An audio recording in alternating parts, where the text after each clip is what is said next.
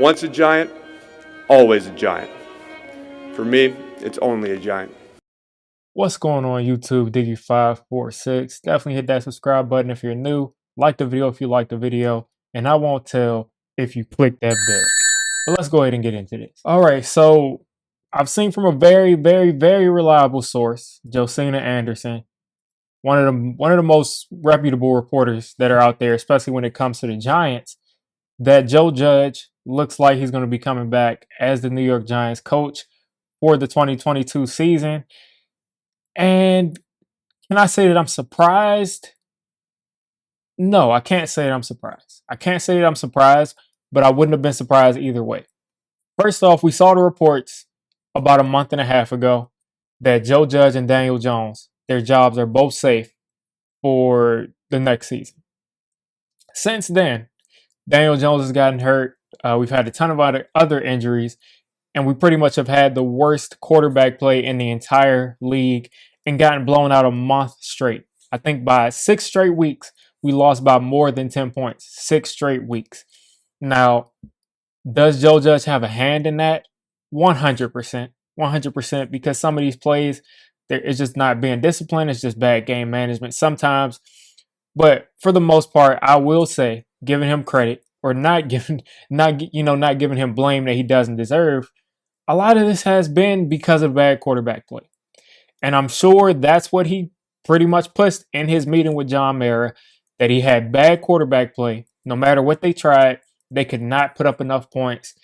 You're working with Freddie Kitchens, who doesn't have Daniel Jones, and they just do not have an offense. The entire offense in general was bad. And then when you take away what I believe Daniel Jones, I don't believe that he's the future right now. But I do believe that Daniel Jones is a starting level quarterback in the league. And once you take that away and replace him with guys who probably shouldn't be third or fourth stringers on most teams, it was a disaster. I mean, multiple games of us not getting 120 yards passing. Multiple games. I mean, one game we had negative 10 yards passing. We all know the story. But that speech after that Chicago Bears loss, where he just threw everybody under the bus, in my opinion. He threw Ron Rivera under the bus. He threw Pat Shermer under the bus. He threw Golden Tate under the bus. He talked about everybody under the sun, but what the Giants need to be doing, what he needs to be doing to make his job better, to make the team better. And I really did not like that. I did not like him going out there and pretty much going on an 11-minute rant about how great of a job he's doing when the team has only won 4 games. That was one of the first strikes, and that was something that reports were saying that John Mara really considered in his decision to whether to fire or keep Joe Judge. Now, it looks like, again, I always say reports are saying this. This isn't me confirming this, because things could always change and reports could always be wrong. But from what I've seen, Joe Judge will be back for this upcoming year. Now, the 4th down decisions throughout the entire season, especially the first half of the season, ultra conservative 4th down decisions, even 3rd down decisions where we just pretty much just say, we're conceding, we're going to punt the ball, we're conceding, we're just going to run out the clock. A ton of times we've done that, and I just don't agree with that philosophy. It seems like Joe Judge wants to win these games 13-6, 13-9, 17-13. Seems like he wants to constantly win low-scoring games, and the way that the NFL goes is all you have to do is mess up on a couple of plays, and you're going to be looking at a team scoring 22 points. It just happens. Teams will score, points. It's just the NFL these days. So you cannot depend on your defense to constantly keep people under 15 points and expect to win games that way. So Jason Garrett's offense, it schematically had a lot of issues, and the play calling also wasn't the best. But I have to believe that Joe Judge had input on that, because Jason Garrett's offenses were never, ever, ever this bad. So he has got to fix that. He's got to fix that. Got to fix that. Also, Dave Gettleman has retired. So the biggest part of this now, what we're looking at as Giants fans, that our only hope is getting a great general manager in here. Now, Joe Judge has ties to some people that he worked with in New England. He has ties to probably people he just knows in the league. I don't know how involved Joe Judge will be in this general manager search, but I have to believe he'll be involved.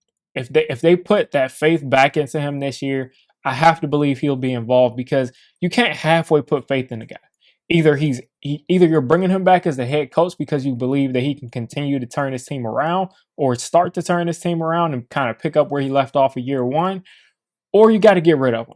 So I'm assuming that they've decided to put faith in him and bring in a general manager, and he's going to be part of that search. He's going to be part of looking at general managers, trying to figure out who he can work the best with, because that's what works best for the entire team. You're not going to bring in a general manager that disagrees with everything that Joe Judge agrees with. Now, I'm thinking that Joe Judge wants Daniel Jones here. That's what I'm thinking. Now, he could be lying through his teeth, but he goes out of his way to compliment the guy. He'll be lying through his teeth, though. But if Joe Judge, if he wants job security, Joe Judge is going to be looking to draft a quarterback in this draft because you can never fire the coach after the first year of having a rookie quarterback.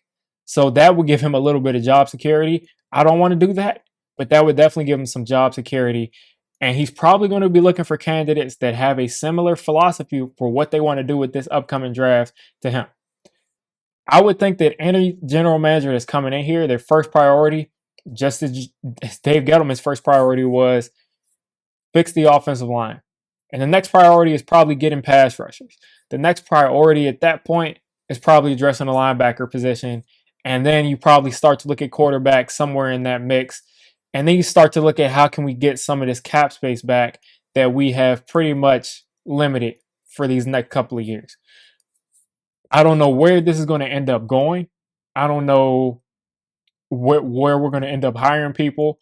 I was very confused that Joe Judge ended up coming back because not only did we lose all these games and he made these horrible decisions, and he decided to run sneaks 2 plays in a row in his last game where the team has nothing to lose and you're that conservative and that scared on how you're coaching. I was either thinking either he's just not good at coaching, which I think is possible, I think it's true, or he just was so secure in his job that he's just going to continue to coach however he wants to coach. Regardless, there's no pressure on him to try to go out and win a game or try to, get some type of a spark to change the game. So for him to go out there and run those 2 sneaks, I really thought that was the nail in the coffin, but it seems like it wasn't. Patrick Graham is probably going to get some interviews this offseason. We'll see if we can keep this defense intact. We're going to probably be looking for a ton of offensive coordinators. We're going to be checking to see how we can make this offense better. And I'm hoping that the offense can actually get better and we can actually get someone in here who can turn this offense into a respectable offense. But Joe Judge has got to get better at the management, especially since he's not calling plays on offense or defense. He's not calling special teams plays either. He's just on the sideline. So his job is to manage the game, and he has not done that well enough to my taste so far. So we'll see what he does. He talked John Mara into another extended warranty on a brand new car. So I don't know. He can talk anybody into doing anything. So he had a meeting with John Mara, and I guess it went well for him, and he's going to be back. So you guys let me know what you're thinking of Joe Judge being back. To me, I didn't like the move, especially since Jim Harbaugh is a free agent, or he's looking to get back into the NFL. It probably was a long shot for us to get him, but at least try. Brian Flores just got cut or just got fired by the Dolphins, and the guy's coming off of an 8-1 into his season.